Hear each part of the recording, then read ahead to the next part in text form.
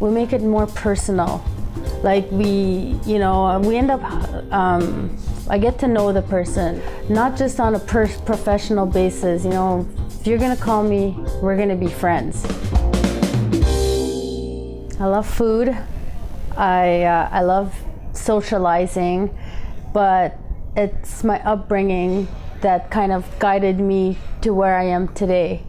As a young child, as a young girl, when we would have seasonal feasts to thank the creator for the spring, fall, winter, in between those seasons, we would always have a feast. So it was a girl's responsibility to set up the table, to put the food on the table and, just set up like catering style, but it was a feast. So that's like 4 times a year, and then even just like birthday parties or whatever, you guys are doing, the adults cook, you guys take care of that. So I got accustomed to that, and the passion ignited because I started to enjoy it. And then at about 14, 15 years old, I helped out a caterer, the local community, and I was like, this is cool. You guys are getting paid to have a feast. I'm like, this is wonderful. I'm like, I know how to do this. I know, the catering business. So, but I didn't. I didn't realize that there was so much more. So anyways, I decided, okay, well, I'm gonna, continue my education. And then I took an aptitude test because I wasn't sure. Yes, I knew that there was catering careers, but I wasn't sure what I wanted to do yet. So I took an aptitude test, and I had a choice between like chef and photography, just anything in the arts. So creativeness, But what really stood out for me was chef, and I was like, oh my God, like I love food, and I think I would be really great at this. So I applied for school, and I got in, went to school. Didn't really finish it right away. I did fail a couple courses, but that's just, obstacles that came my way. I finished it, and you know what? I knew I wasn't ready to go out on my own, so I worked in restaurants, here and there, and then I landed a full-time job at a rehabilitation center for drug and alcohol. So I was like, okay, this is my playground. I think I can do this. And the beauty of it was, in there we would have graduations for the residents, and they would finish their program. So I would have to prepare for about 50 to 70 people each shot. That's 12 times a year, right? And then do the whole catering thing. I told myself I'm only gonna stay there 5 years, no more, quit my job. And then I was like, you know what, I'm ready to go and pursue my career as a caterer. So I quit my job and I left. I did the soups, the salads, and sometimes it would be like just making stews, depending. Like I worked in one of the classiest restaurants in Maniwaki. I made the soup, I made the salads, the sandwiches, the vinaigrettes, and all of that. And I didn't stay there long because I knew I hadn't finished my college, courses yet. So I had to quit that job and then go back to school. I would travel from Maniwaki. As I was growing up, I don't know, it just, we'd pick berries, and then we'd be on the side of the road trying to sell our berries or our moccasins, whatever stuff like crafts we would make, I'd be trying to sell it there. So just like a little bit of that, touched base with it, but I had no idea kind of about business when I kind of went into it.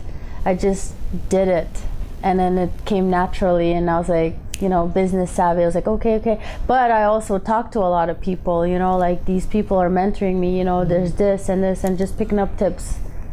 I educated myself as I went along. I had no choice, because if I didn't know what it is, I'm like, okay, this is a block right here. I don't know what to do. So I'd have to literally but just like stop.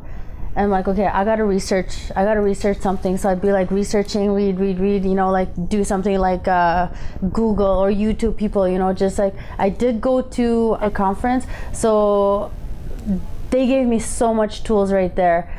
I did take a small business course, and as well as accounting course, like just a side thing. And then all of those people gave me like an amazing tool. So I kind of knew what to do. I knew where to look, and kind of just, eased into it. My clientele is anybody who wants to eat our food, anybody who wants to try new things, anybody who's willing to to step out of the box and try new things.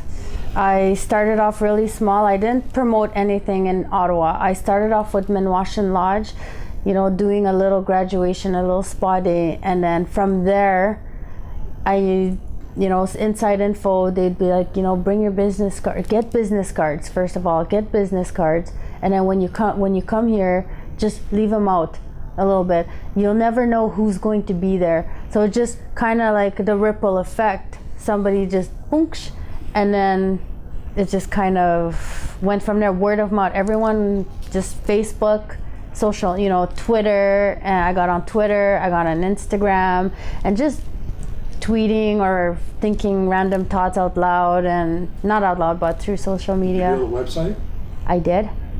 I did build a website. Social media for me, I think it's very important because that's what helped me get exposure in Ottawa. In the kitchen, it's not necessarily food. It was just like how my day was and what the challenges I was going through today, and just inspirational quotes that music that I love. What am I listening to? Just kind of like who I am. Like, who is Cecile? Who is this caterer? This is what you get. This is, if you get Wawati Catering, you get this person, and this is the whole package of the Wawati Catering. What makes us stand out is we make it more personal. Like we end up, I get to know the person, not just on a professional basis. If you're gonna call me, we're gonna be friends. If you're gonna call me, if you want my business, we're gonna have a relationship, and it's gonna be a happy one.